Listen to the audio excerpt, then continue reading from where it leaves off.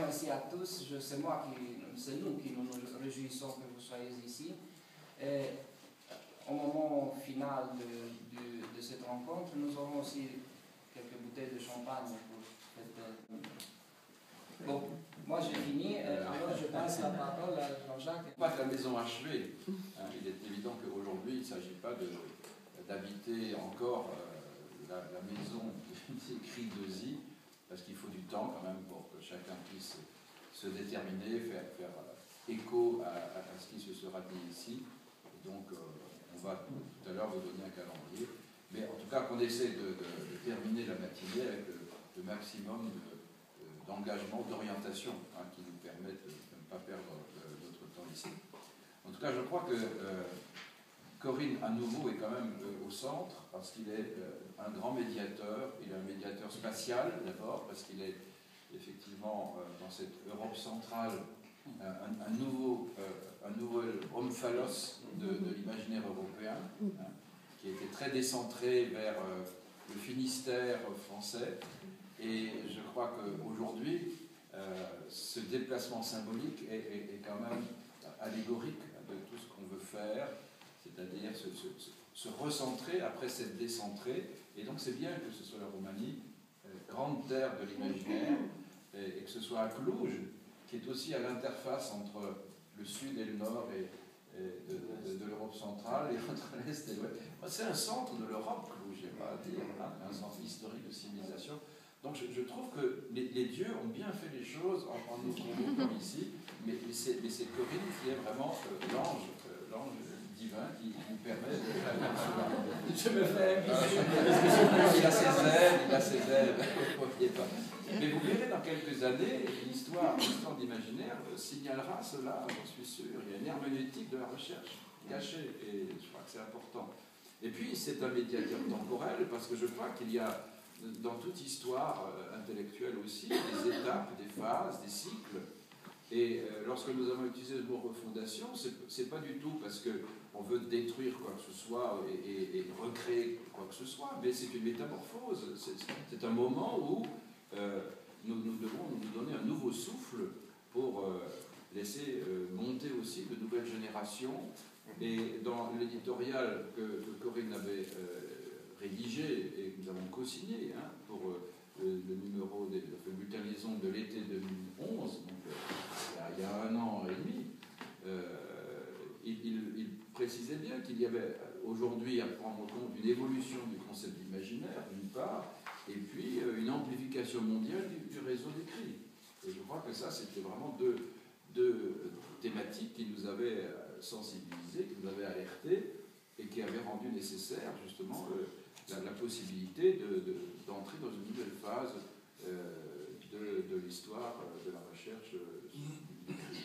Donc refondation, je le dis bien, c'est d'abord parce que nous voulions, c'est pour ça qu'on a proposé, alors ce qu'on appelle en français cri de Zi, deux I, avant c'était cri un I, maintenant c'est cri de Zi, on voulait rajouter absolument l'adjectif international et mettre fin quand même un peu à cette préséance ou prévalence franco-française qui était effectivement le moment de la fondation. Je voudrais quand même rendre ici hommage à Gilbert Durand, dont nous sommes tous les enfants.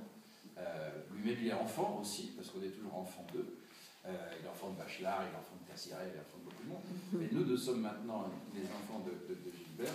Gilbert qui suit ce qui se passe ici.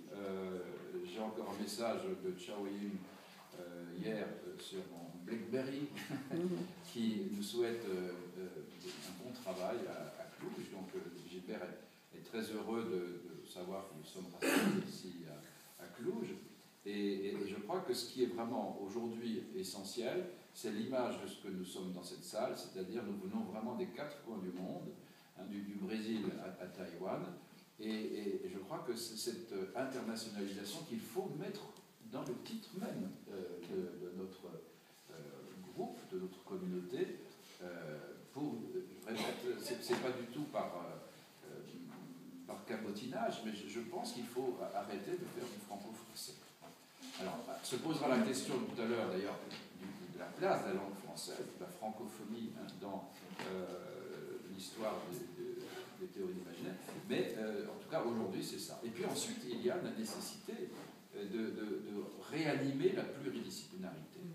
Aucune discipline ne peut prendre la tête des recherches sur l'imaginaire. Il y a de grandes disciplines, hein, la littérature, la sociologie, c'est vrai les deux disciplines qui ont le plus, ces dernières décennies, guidé l'attelage, hein, c'est les deux chevaux.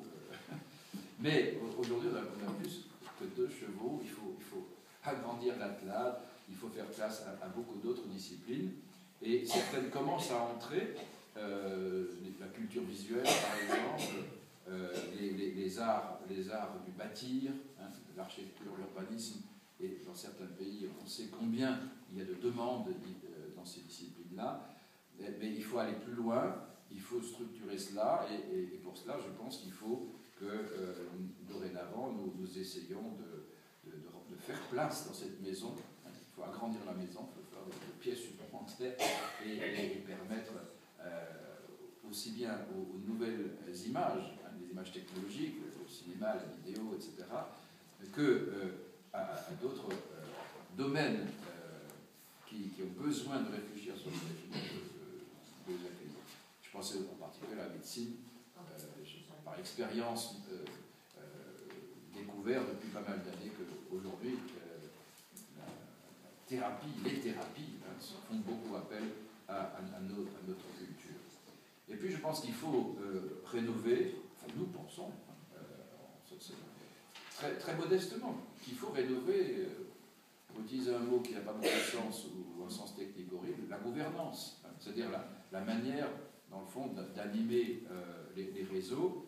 Je crois qu'il faut un peu plus de collégialité, il faut un peu plus de transparence, un peu plus aussi d'interactivité, et c'est ce que nous allons vous proposer aujourd'hui, hein, en mettant en place ces nouvelles structures, et donc ainsi élargi, ainsi internationalisé, ainsi rénové, on va pouvoir, tout en conservant la totalité de ce qui a été fait, et en rassemblant tous ceux qui jusqu'à présent ont été dans le crime, il n'y a aucune, je le dis clairement, hein, il n'y a aucune volonté de créer de la diabolie.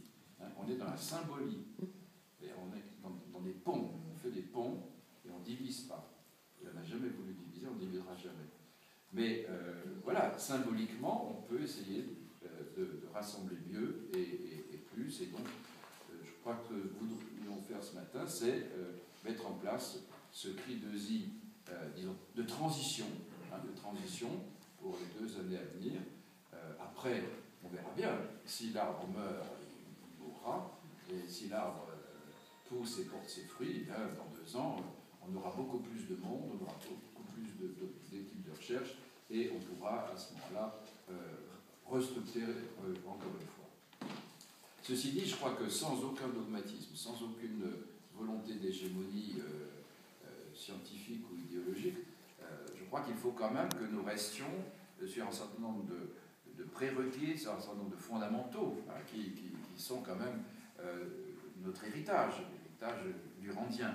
Alors là aussi, je crois que le durandisme, ce n'est pas une idolâtrie d'une personne, ce n'est pas non plus un dogmatisme de méthode, c'est un champ de travail, hein, qui a été ouvert, et qui est ouvert dans l'esprit de son fondateur, que nous continuons à ouvrir, à développer, à nuancer, à enrichir, mais c'est quand même une route, hein, et c'est cette route que je crois que nous voulons tous garder. Alors je ne vais pas énoncer de manière prétentieuse des points, mais enfin on sait bien que imaginaire ça ne signifie pas n'importe quoi, hein, et Gilbert Durand le disait bien. Aujourd'hui, n'importe qui utilise ce mot parce qu'il est devenu dans la langue française très galvaudé. Il faut lui redonner quand même un sens opératoire dans nos sciences humaines et sociales, et donc éviter certaines dérives ou certaines banalisations. Et pour cela, il faut effectivement que nous référions à un certain nombre de traditions, de corpus, et je pense que c'est un des points qu'on pourra aborder aussi tout à l'heure, comment maintenir vivant et comment partager le corpus épistémologique finalement qui nous a depuis une quarantaine d'années animés. Et là encore, il y a beaucoup de méthodes parallèles, il y a des méthodes complémentaires. Là aussi, il ne s'agit pas d'un champ de bataille. Hein. Ce n'est pas la symbolique contre la sémiotique. Ce n'est pas le structuralisme contre l'herméneutique. Je pense que toutes ces catégories peuvent à un moment donné se croiser, s'enrichir, mais pas non plus se mélanger n'importe comment. Hein. Le mélange, ce n'est pas le chaos. Le mélange, c'est l'hybridation, mais une hybridation, ça ne marche pas toujours. Et il faut voir à partir de quand des concepts peuvent vraiment s'enrichir. Et puis derrière, il y a évidemment cette grande question qui, je crois, a été dominante chez nous tous, c'est-à-dire nous partageons l'idée qu'il y a un homo symbolicus, hein, que tous les hommes sur cette planète ont des structures de symbolisation communes, et ça je crois que c'est vraiment notre foi, j'allais dire humaniste, hein, que nous sommes tous unis, beaucoup plus par l'imaginaire d'ailleurs peut-être que par la raison, et en tout cas beaucoup plus par l'esprit que par le corps, mais que ces grandes structures anthropologiques sont en permanence diversifiables, et que c'est ce travail de la différence qui est la source de la créativité des cultures, qui est la source de créativité des expériences anthropologiques et des arts. Et donc comment conjuguer ensemble les universaux anthropologiques et les variations culturelles. Et c'est ça le grand problème de l'humanité d'aujourd'hui, donner des outils pour comprendre comment nous pouvons à la fois vivre dans l'universel, un universel bien souvent abstrait, hein, les droits de l'homme, etc., et de l'autre côté, respecter la diversité culturelle, parce que les cultures sont quand même chaque fois des inventions singulières et qui constituent le patrimoine culturel de l'humanité. Et donc je crois que là, on parle souvent de biodiversité, hein, il faut évidemment garder à l'esprit qu'il y a une diversité culturelle, et cette diversité culturelle, elle ne doit pas non plus devenir une source de relativisme absolu, parce qu'il y a un langage commun de l'homme dans l'art, dans la religion, et même aujourd'hui dans les technologies, dans les différences. Voilà, je crois, c'était le petit credo, hein, de ce qui nous rassemble ici. J'espère qu'il n'y a pas trop d'hérétiques dans la salle, mais même les hérétiques, on les accepte, parce qu'on n'est pas une église, et que nous sommes dans une chapelle, mais nous sommes dans une chapelle parce que les dieux nous inspirent quand même aujourd'hui, parce que sans eux, quand même, l'imaginaire n'existerait pas. Voilà, ça c'était mon petit préambule, Philippe. Parce que, mais moi, je n'ai pas grand-chose à dire, sinon je partage complètement ce qui vient d'être dit, évidemment. Simplement, je vais juste rajouter un point, c'est qu'aujourd'hui, on fait ce que Gilbert Durand avait fait aussi de son temps, quand il avait constitué ce qu'il appelait un gréco-cri, hein, c'est-à-dire une sorte de groupement, comment ça s'appelait, de groupement coordonné des centres de recherche sur l'imaginaire. À l'époque du CNRS, c'était il y a très longtemps.